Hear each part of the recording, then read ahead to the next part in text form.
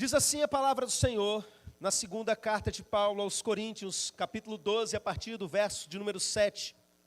E, para que não me ensoberbecesse com a grandeza das revelações, foi-me posto um espinho na carne, mensageiro de Satanás, para me esbofetear, a fim de que não me exalte.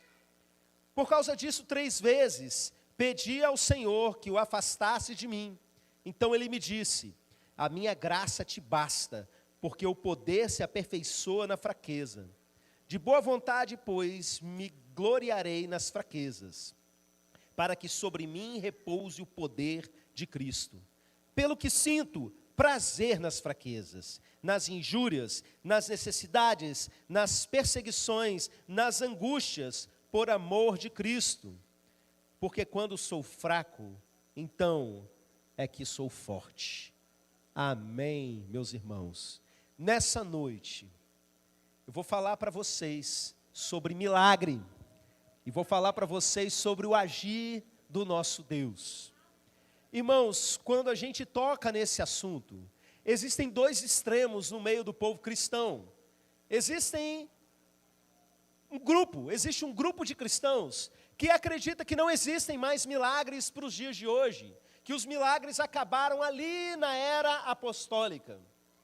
Infelizmente, esse grupo acredita nisso, apesar da Bíblia não dar margem exatamente para nada nessa direção, mas de alguma forma alguém conseguiu matar a fé deles, a ponto deles acreditarem nisso e passarem essa ideia para frente, o que é um absurdo.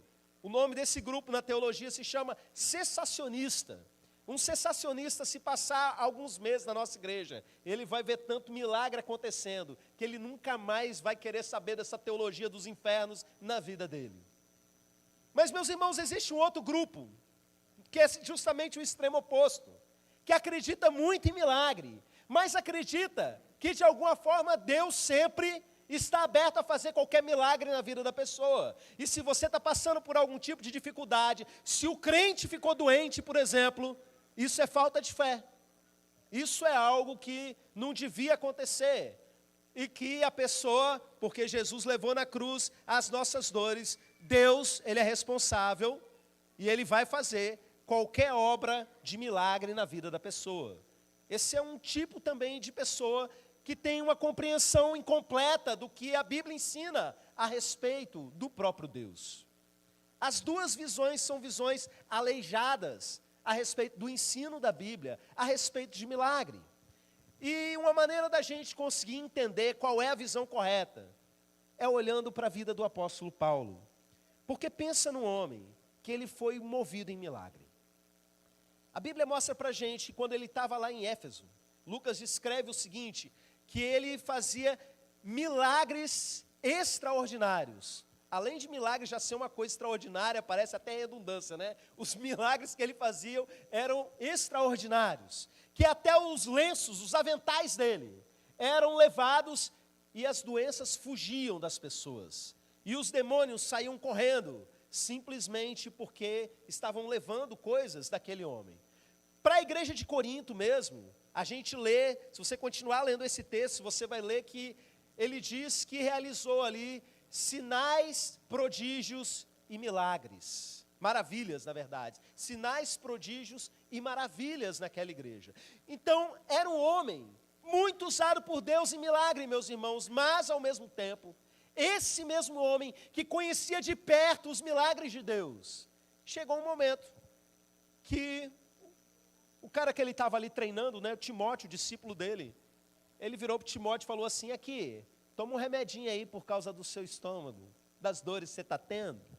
Ele falou assim: mistura um pouquinho de vinho na água, que era a forma de asepsia, né, que se fazia da água lá, antes de você tomar, por causa das dores frequentes no seu estômago. O cara que conhecia milagre está mandando o outro tomar remédio. Esse mesmo homem, tão usado por Deus, em tantas e tantas coisas que a gente conhece, ele mesmo caiu de cama, ficou doente, meus irmãos. E ele conta isso, né? Que foi só porque ele ficou doente que o evangelho foi pregado aos Gálatas. Ele entendia que nem sempre Deus iria curar. O mesmo Deus que foi capaz de, por oração dele, ressuscitar um morto. Ele entendia que o agir de Deus nem sempre era na base da cura, da maneira como as pessoas esperam. Então, meus irmãos, a gente percebe que às vezes Deus vai agir de forma sobrenatural, mas às vezes Ele vai agir também, mas não é de forma sobrenatural. A mensagem dessa noite é sobre quando Deus te ama tanto que Ele não te cura. Essa é uma mensagem sobre graça e misericórdia de Deus, quando Ele manda dor ao invés da cura. Ou melhor dizendo, quando a cura que Ele manda é uma doença para você. Que através da doença Ele está curando outras áreas da sua vida. É uma mensagem extremamente necessária para o seu amadurecimento como crente, sabe? E o início dela, a gente vai para o texto agora, já fala uma coisa super esquisita. Paulo vira e diz que ele tinha um espinho na carne, e que ele pediu para Deus para livrá-lo desse problema por 3 vezes, e Deus não livrou.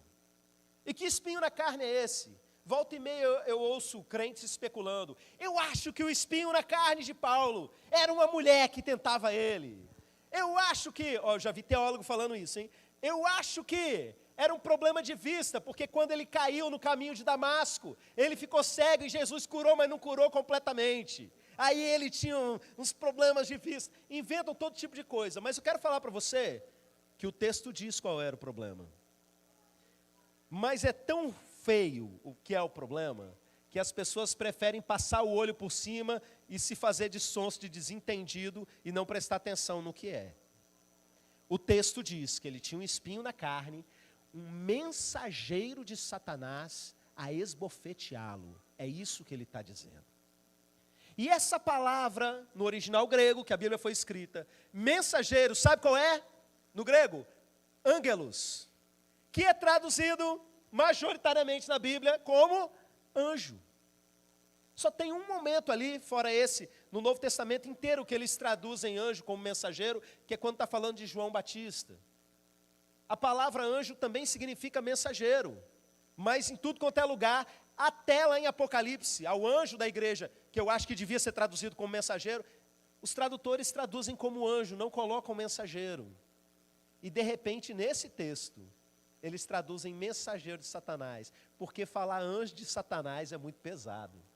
Que o apóstolo Paulo, o cara está simplesmente escrevendo o Novo Testamento nessa hora, e ele está dizendo que um anjo de Satanás, ou seja, a expressão que Jesus usou para se referir aos demônios, Jesus chamou os demônios de anjos de Satanás. Paulo, ele está falando que um anjo de Satanás esbofeteava ele. É isso que o texto está dizendo, sem passar maquiagem no texto. Eu sei que isso fere os conceitos religiosos de alguns, as convicções e dogmas religiosos talvez de alguns, mas o texto está dizendo objetivamente isso. Que um espinho na carne, um mensageiro de Satanás, um anjo de Satanás esbofeteava. Mas pastor, isso aí não é simbólico, é metafórico, irmão. Espinho pode ser metafórico, sabe? Esbofetear pode ser metafórico, mas analisando todo do texto. Quando ele fala, por exemplo, que eu pedi ao Senhor para me livrar dele, esse ele está fazendo referência ao agente da ação. Não tem para onde correr, era um demônio mesmo. O grande apóstolo Paulo tinha um demônio agindo diretamente na vida dele. E ele foi e pediu para Deus, a coisa mais normal, a gente faz isso toda hora, sai daqui em nome de Jesus. Ele pediu para Deus, para livrar ele disso, e Deus disse que não. E a grande pergunta é, por quê? Por que Deus fez isso? E eu quero que você se pergunte isso, porque se fez isso com Paulo, que é Paulo, e nós, quem sou eu na fila do pão?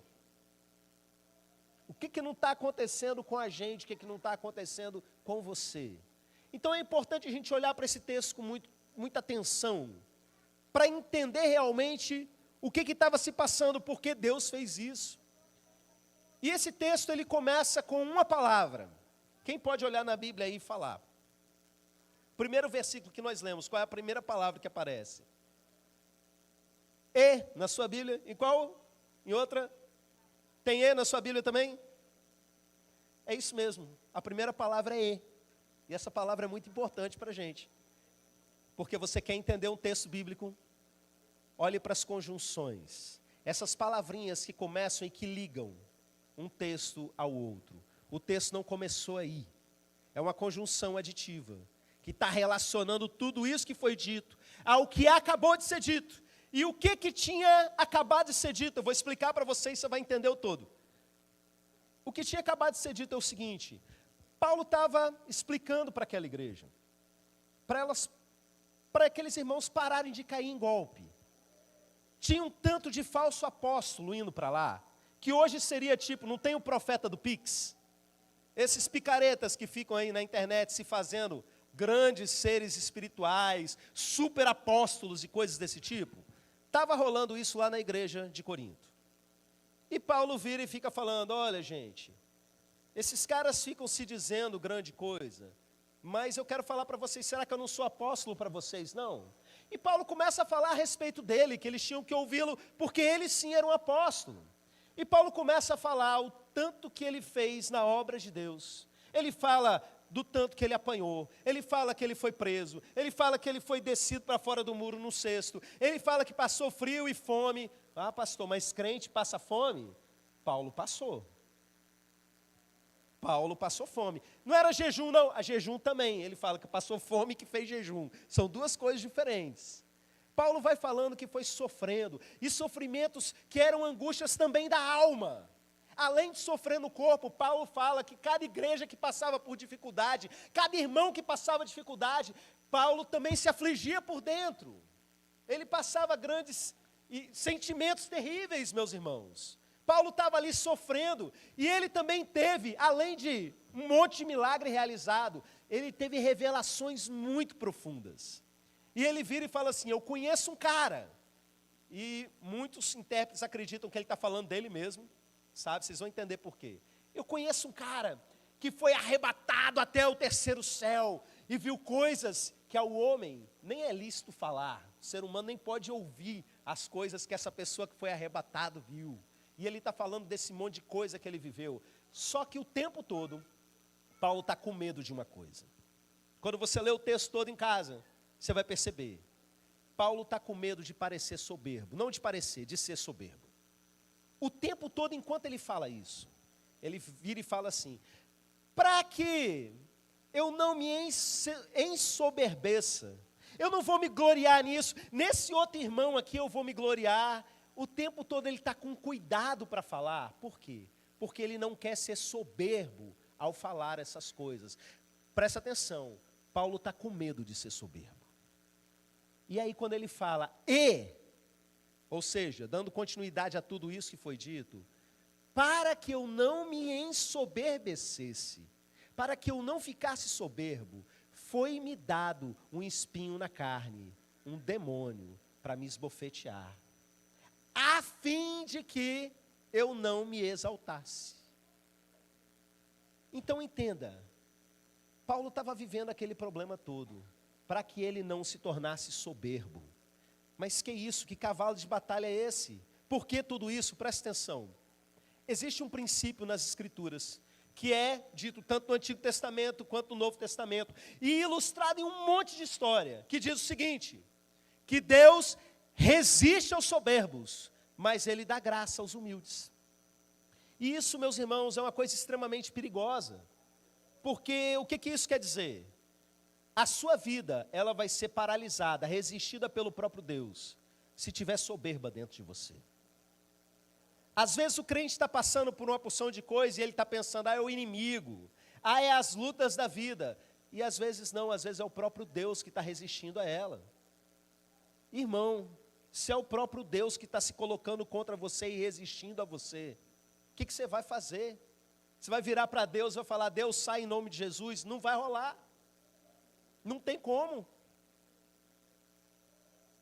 Deus resiste aos soberbos, isso é uma lei espiritual. A sua vida não vai para frente se tiver soberba. Paulo sabia disso. Entretanto, Deus dá graça àqueles que são humildes. Quando a pessoa realmente é humilde no seu coração, a graça de Deus flui na vida dela, flui através da vida dela. Então entenda que o tempo todo, o perigo na vida de Paulo é um pecado específico chamado soberba, que poderia colocar tudo a perder. Eu quero que vocês entendam quem é o apóstolo Paulo para a gente hoje.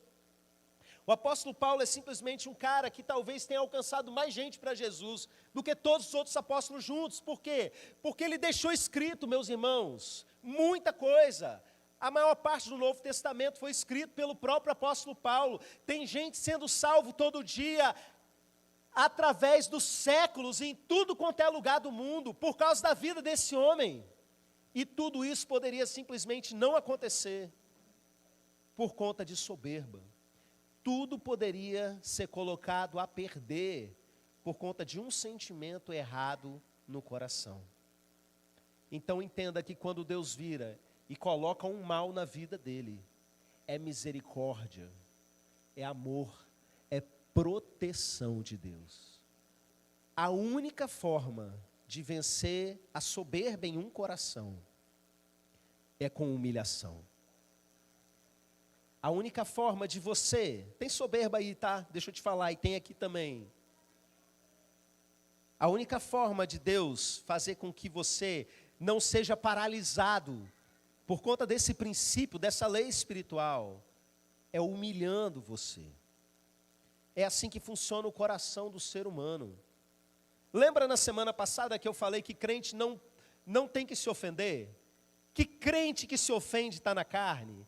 Sabe, a ofensa é um sinal de soberba na sua vida. É um sintoma de que há soberba dentro de você. Significa que você não se diminuiu o suficiente. Então, quando alguém te diminui, você se sente mal. Se você tivesse realmente um coração humilde, quando alguém tentasse diminuir você, você ia dar risada e falar: eu sou pior do que isso. Você é que não sabe. Nós temos soberba nas nossas vidas. Paulo, o grande apóstolo Paulo, tinha. E Deus fez isso na vida dele para proteger. Eu sempre me lembro, meus irmãos, de uma situação que eu vivi, até comentei uns dias para trás a nossa roda de leitura. Eu estava aqui na rua da Ponte Velha.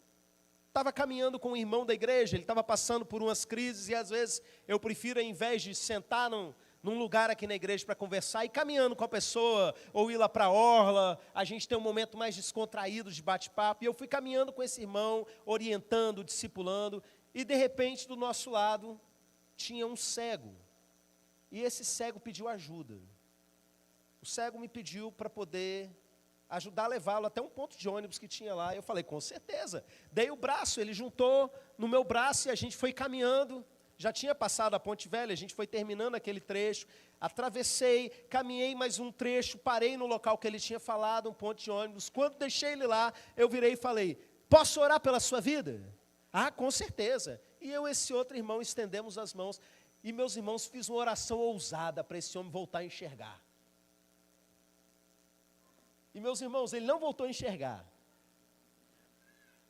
Mas o povo que estava no ponto de ônibus ficou tão extasiado com aquela postura de fé. Eles ficaram com aquela cara assim, amém, amém, glória a Deus. Foi um testemunho tão bonito para aquelas pessoas, sabe? Do que tinha acontecido ali. Nossa, ainda tem gente que ora para cego voltar a enxergar sem medo de passar vergonha, né? E meus irmãos, chegou no culto da noite, era uma quarta-feira. Eu vim e contei aquilo para a igreja. E meus irmãos, no meio da minha pregação, eu me senti mal, fisicamente. Do nada, minha garganta inflamou muito rapidamente, a ponto de eu já chegar em casa com febre. E eu deitar na minha cama e falar, alguma coisa aconteceu, eu nunca fiquei doente de forma tão meteórica, tão rápida. O que houve? E eu perguntei para Deus, que é o que a gente costuma fazer aqui na igreja. Senhor, o que aconteceu? Parece que eu fui ferido no meio da pregação. E Deus falou comigo, meus irmãos. Falou, a história do cego, você não devia ter contado. Aí eu parei e comecei, Igual aquele meme da Nazaré. Aquelas continhas passando na cabeça, como assim? Porque na minha cabeça eu estava fazendo uma coisa boa, mostrando para a igreja, é assim, você tem que ser ousado. Não, meus irmãos. Sabe o que o Espírito Santo me mostrou? Olha que porqueira que eu sou. Que eu estava só querendo me aparecer. Que eu estava aqui me achando, me exaltando mesmo diante da igreja. Está vendo como é que eu sou? Fui lá e orei na frente de todo mundo mesmo. Claro que não foi desse jeito, né? Mas o Espírito Santo revelou que era esse o sentimento dentro de mim. Irmãos, que porqueira que eu sou. E olha que o cego nem enxergou. Vocês já pensaram se esse homem enxerga? Hoje eu penso assim, meu Deus, não enxergou porque eu sou ruim. Não me faltou fé.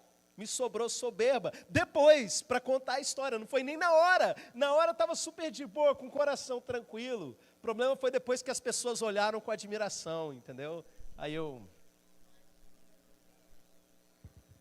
E a gente estraga tudo. Deus me deixou de cama 3 dias daquela vez. E eu fiquei, já entendi, Senhor, já entendi.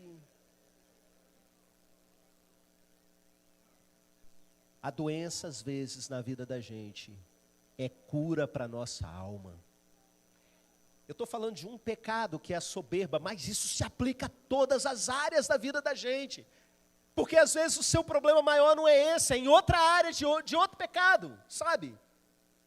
Mas eu quero que você entenda que mesmo você sendo usado em fé e realizando milagres, você muitas vezes vai ser colocado em momentos de profunda dor, porque isso faz parte do tratamento de Deus para a sua vida. Às vezes você vai ser humilhado, que é mais humilhação do que um homem que botava demônio para correr até com lenço. Leva esse lenço lá, bota que o demônio vai sair correndo. De repente tem um demônio esbofeteando a carne dele. Literalmente é isso que o texto está dizendo. Humilhação. Você sabe o que é mais doido disso tudo? O apóstolo Paulo conta isso. Ele não maqueia o texto, sabe? Para poder mostrar assim, olha, na verdade não é bem assim não. Ele conta que ele é ruim, que ele é soberbo e que Deus precisou fazer isso com ele. E aí vem a parte da resposta de Deus. Porque ele vai lá e pede 3 vezes. E Deus não fala simplesmente não. Deus vira para ele e fala assim, a minha graça te basta, porque o meu poder se aperfeiçoa na fraqueza. E eu quero primeiro pensar com vocês na primeira parte, a minha graça te basta. O que é graça? Graça é tudo de bom que Deus manda sobre você, que você não merece. A graça é o poder de Deus, muitas vezes, para você vencer o pecado e para você atravessar momentos de dor. E a graça de Deus sobre a sua vida, ela é suficiente, você precisa crer nisso. Que muitas vezes o problema não é a enfermidade que você está enfrentando. O problema não é a dívida que você está passando. O problema principal é você não entender que a graça de Deus, ela é suficiente.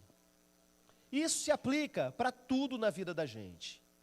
Hoje pela manhã, na roda de leitura da Bíblia, minha roda de leitura está estudando o livro de Jeremias. E a gente leu aquela passagem que Deus vira para Jeremias e fala assim, Jeremias, você não vai casar, não vai ter filho, por conta do tempo aí que a gente está vivendo aí no povo de Israel. Era o pior momento possível da história de Israel. E todo mundo ia se dar mal, e muita gente ia morrer e tal. E Deus vira para ele e falou assim, você não vai casar.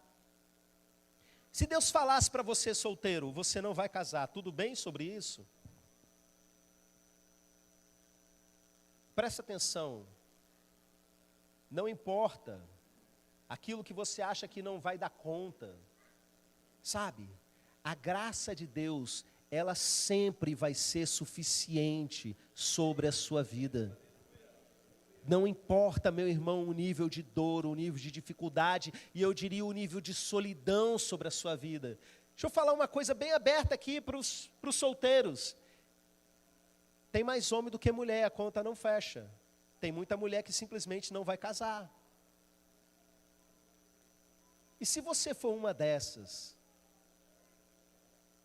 eu disse para algumas crianças que estavam ali na roda de leitura, porque o ministério com criança entrou de recesso, né? Eles estavam ali bebendo disso que a gente estava conversando. Eu falei assim, olha, fique solteiro, mas não se case com alguém que não pertence a Deus, não cometa essa loucura, esse pecado. Lembre-se, a graça de Deus, ela é suficiente. Satanás vai tentar convencer você de que não, que você precisa disso, daquilo para ser feliz, que você precisa fazer tal e tal coisa, se virar nas suas forças, fazer o que for necessário na sua força. Presta atenção, a graça te basta. Deus tem coisas boas para você e força suficiente para fazer você vencer, seja qualquer tentação, seja o que for na sua vida. A graça do Senhor é suficiente sobre nós. Creia nisso. E aí, a segunda parte diz, porque o meu poder se aperfeiçoa na fraqueza. Irmãos, eu não sei se você entendeu o quanto isso é forte. Porque num primeiro momento você pode pensar que faltou poder para o milagre. Nunca faltou poder, muito pelo contrário, é agora que o poder está vindo. Enquanto Paulo está ali passando esse tempo de dor, meus irmãos, é nesse momento que o poder dele está sendo aperfeiçoado.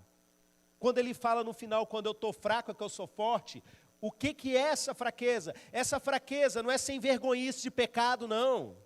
Tem muita gente que pensa, a fraqueza é porque eu estou vivendo no pecado mesmo, eu vou continuar, porque quando eu sou fraco eu sou forte. Não, a fraqueza pelo contexto do texto, é a fraqueza humana, é a vulnerabilidade.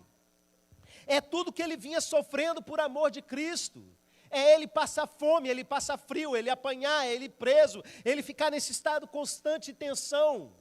A fraqueza dele enquanto ser humano, nesse momento, Deus estava derramando poder sobre ele. Deus estava aperfeiçoando o poder dentro dele. Eu quero que você entenda algo muito profundo nesse momento. Quando o nosso coração está atravessando momentos de dor, quando a nossa vida está atravessando as piores tempestades, é ali que dentro de nós é formado um ambiente de vulnerabilidade, sabe? Que é o único possível para que a gente se torne realmente dependente de Deus. Você só se torna realmente dependente de Deus quando você percebe que você não pode contar com mais nada a não ser com a graça dele sendo derramada sobre a sua vida. E quando você pedir algo para Deus e Deus não fizer, eu quero que você se lembre, Ele é o seu Pai. Ele sabe do que está acontecendo, e a graça dele sempre vai ser suficiente sobre a sua vida. Está aqui o Aleph, meu filho, com 10 anos de idade. Eu acho que ele não vai se lembrar disso que eu vou contar, mas quando ele era bem novinho, acho que não tinha nem feito 2 anos. Eu percebi ele ali coçando o pé, incomodado. Aí eu fui lá, fui ver, tinha um bicho de pé. Chamei a Jennifer. E vocês sabem que quando a gente vira pai, vem um pacote junto. Você vira farmacêutico, enfermeiro, cirurgião, você vira tudo, né? Aí eu peguei uma agulha, que era como a minha mãe fazia comigo, tradicionalmente. Lambrequei a agulha no álcool, a Jennifer segurou o Aleph. E ele olhando para mim assim, com a paz. Olhou para a agulha, olhou para o pé dele, olhou para mim. Aí eu percebi assim, que ele não tinha entendido. Porque se fosse o Ariel que está ali dormindo agora, já tinha me chutado com agulha, com tudo, com álcool, e já estava fazendo escândalo. E o Aleph olhou para aquilo assim, vai doer, pai? Aí eu olhei para ele assim e falei, vai, mas eu preciso fazer. Você sabe o que ele respondeu para mim? Tá bom, e ficou lá esperando. Eu pensei, esse menino ainda não entendeu. E de fato não tinha. E tem uns bichos de pé que eles estão num tamanho gostoso de tirar, que você, bicho pula. Tem um pequenininho, mas tem aquele no meio do caminho. Meus irmãos, era um desse. E eu tentei, de uma forma menos invasiva, e ele estava aguentando de boa, e aí eu vi que eu tinha que ir mais fundo. E o menino começou a chorar. Ele começou a chorar. Irmãos, resolvi o problema, o bicho de pé saiu. Mas você sabe aquela frase, vai doer mais em mim do que em você?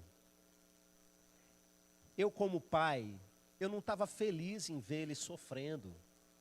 Me incomodou profundamente, queria ter eu ali, uma anestesia, sei lá, para fazer alguma coisa. Mas ele precisava viver aquilo. E eu entendo, meus irmãos, que quando a gente está passando por momentos de dor, e às vezes de desespero, me permita ser poético, a gente olha para Deus, por meio da pessoa de Jesus. Jesus é a interface de Deus. Eu acredito que quando a gente está chorando diante do Senhor, muitas vezes Jesus está chorando junto com a gente. Porque a gente via Ele fazendo isso no seu ministério terreno. Mas Ele está ali. Eis que estou convosco todos os dias, até a consumação dos séculos. No Salmo 23 a gente lê: ainda que eu ande pelo vale da sombra da morte, não temerei mal algum. Por quê? Porque tu estás comigo. A graça do Senhor está ali, fortalecendo a gente para esse momento. E por mais que Ele não se alegre na nossa dor, por mais que Ele não se alegre de forma alguma em ver, muitas vezes, a nossa tristeza, queridos, Ele é o nosso Pai, e Ele sabe o que é melhor para a gente, ainda que a gente esteja caminhando para a morte, porque para a gente, enquanto ser humano, a gente olha a morte e parece uma coisa terrível, o fim. Para Ele é: vem mais aqui pertinho de mim, deixa eu terminar de cuidar de você. A gente precisa aprender a descansar na sabedoria de Deus. É o seu Pai, Ele sabe de tudo. Você acha que Ele não sabia que o demônio estava ali humilhando o apóstolo Paulo? É lógico que Ele sabia. Ele que tinha mandado, Ele que tinha liberado aquilo para acontecer. Se não fosse na permissão de Deus, nem chegava perto. O amor de Deus estava ali humilhando o apóstolo Paulo. O amor de Deus às vezes te humilha usando o inimigo.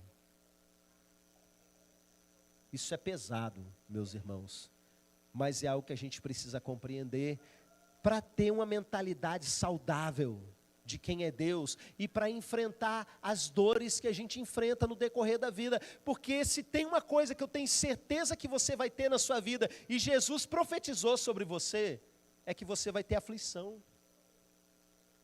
No mundo tereis aflições, mas tem de bom ânimo. Jesus já venceu o mundo, olha que beleza. E eu quero terminar, meus irmãos, falando o seguinte para vocês com relação a essa questão de milagre. Existe aqui uma lição nisso tudo, que eu quero que você não saia daqui sem entender. O apóstolo Paulo, vivendo aquela situação, ele pediu ao Senhor que o livrasse daquela situação. Então presta atenção, você tem direito de pedir. Segunda coisa, o apóstolo Paulo pediu 3 vezes. Você tem o dever de insistir. O apóstolo Paulo, ele não ficou sem resposta. Lembra daquela frasezinha que aqui na igreja tem até figurinha? As minhas ovelhas, bem forte para sair na live, as minhas ovelhas. Você não vai ficar sem resposta, pergunta para Deus. Deus virou para Paulo e falou: a minha graça te basta, o meu poder se aperfeiçoa na fraqueza. Paulo precisava entender que enquanto ele estava fraco é que ele era forte. Mas deixa eu falar para você que está insistindo diante de Deus com algo. Deus te disse algo. Queridos, se Deus te disse que faz parte do processo que você precisa viver, que a dor que você está vivendo faz parte daquilo que você precisa passar, apenas desfruta e aprende logo. Sabe? Mas se Ele não disse isso para você, presta atenção, eu estou falando aqui da exceção. O normal é, se Ele não disse isso para você, insista até receber, bata na porta até receber. Porque o nosso Deus é um Deus de milagre. Porque o mesmo Paulo que estava vivendo isso, às vezes no dia seguinte ia lá, expulsava um monte de demônio e curava um monte de gente. Devia curar até bicho de pé, tá vendo? Quero essa fé aí. Uma coisa não pode cegar você para o agir de Deus. Eu quero que você entenda isso nesse final da mensagem, porque a gente vai orar pelas suas dores e problemas. E para algumas áreas da sua vida, Deus simplesmente vai fazer um milagre assim, ó. Pronto, estava faltando só vocês se reunirem em horário. Como eu já vi tantas e tantas vezes acontecer. Não vou nem contar aqui para não me ensoberbecer e estragar o resto da mensagem. Mas Deus tem feito coisas extraordinárias, meus irmãos. Sinais, prodígios e maravilhas. E se Ele não fizer, que você saia daqui com a resposta, uma revelação de Deus. O apóstolo Paulo recebeu revelações tão profundas, que para não estragar tudo, ele precisou viver aquela dor. Você tem coisas maravilhosas para serem vividas diante de Deus. E muitas vezes, para não estragar tudo, você vai precisar viver algumas dores na sua vida.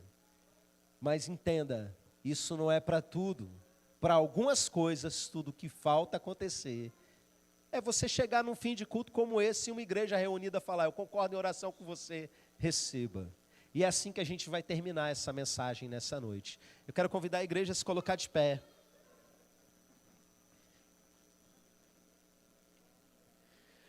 E eu vou além. Eu quero convidar você que precisa do agir de Deus na sua vida, que precisa de uma libertação em uma área específica, que precisa de um milagre em uma área específica na sua vida. Eu quero que você venha, e você vai pedir pelo menos 3 vezes para Deus, é o mínimo, não é? Sai do seu lugar e vem para cá. Pode ser por alguém. Talvez você não esteja vivendo uma grande crise na sua vida nesse momento, mas você tem alguém na sua família que está atravessando uma dor, que está de repente desviado da presença de Deus, qualquer coisa desse tipo. Nós vamos como igreja, pode ir chegando mais para o meio, nós vamos como igreja apresentar isso diante do Senhor. E eu creio, Deus vai fazer um monte de coisa, porque nós estamos debaixo de promessa, uma promessa de unidade como igreja, de que Ele iria fazer. Mas meu irmão, se Ele não fizer, está tudo bem. Não é porque muitas vezes faltou fé. Você vai perguntar para Deus e vai insistir com Ele.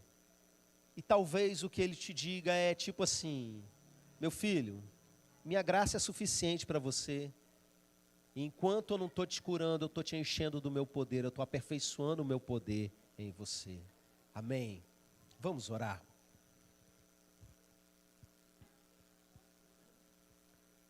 Pai, eu te agradeço porque o apóstolo Paulo passou essa vergonha. Eu te agradeço por cada vergonha que a gente tem passado. A gente é ruim mesmo e precisa sofrer às vezes, porque é a única maneira de aprender certas coisas. Nós reconhecemos isso. Assim como o apóstolo Paulo reconheceu e contou isso para a gente nessa carta, nós reconhecemos diante do Senhor que nós somos míseros pecadores. E nós temos um monte de problema agarrado na vida da gente, que a gente gostaria de não ter, mas eles estão aqui dentro. E nós apresentamos isso diante do Senhor, meu Deus. Sem máscara, sem roupa de super crente, como o apóstolo Paulo mesmo, estava aqui se colocando como ser humano, não como um super apóstolo. Em nome de Jesus, olha para dentro de nós, e olha para a nossa dor nesse momento, olha para a nossa limitação, olha para os problemas que nós temos enfrentado. E se eles não conflitam com o teu plano, com o teu tratamento, com os processos que o Senhor quer nos fazer passar, com os desertos que o Senhor quer nos fazer cruzar, em nome de Jesus, que nesse momento comece a ser liberado milagres sobre essa igreja. Comece a ser liberado libertação sobre essa igreja. Desde já, eu dou uma ordem a todo anjo de Satanás. Sai agora da vida deles, em nome de Jesus, e nunca mais volte.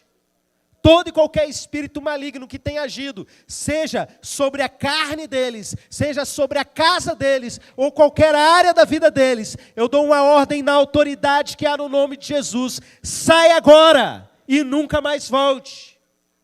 Mas eu também digo a toda a enfermidade, saia agora, seja curado, meu irmão, minha irmã, em nome de Jesus. E seja qual for a área da sua vida, onde está acontecendo uma prova, uma luta, que o agir de Deus seja liberado nesse momento. Pai, eu peço que a partir desse momento aqui, Que nenhuma pessoa que está aqui ouvindo essa mensagem, ou que vai ouvir depois, que nenhuma delas saia daqui sem resposta, meu Deus. Responde, ainda que a resposta seja não. Mas que haja paz em cada coração, em nome de Jesus. Amém, amém, aleluia. Aplauda ao Senhor. Essa mensagem edificou a sua vida? Então recomende ela para alguém que você se importa. E olha só, aproveite esse momento para já curtir, fazer um comentário, porque assim você faz com que o YouTube entregue essa mensagem para outras pessoas que precisam dela. E não deixe de se inscrever no canal e ativar o sininho para as notificações.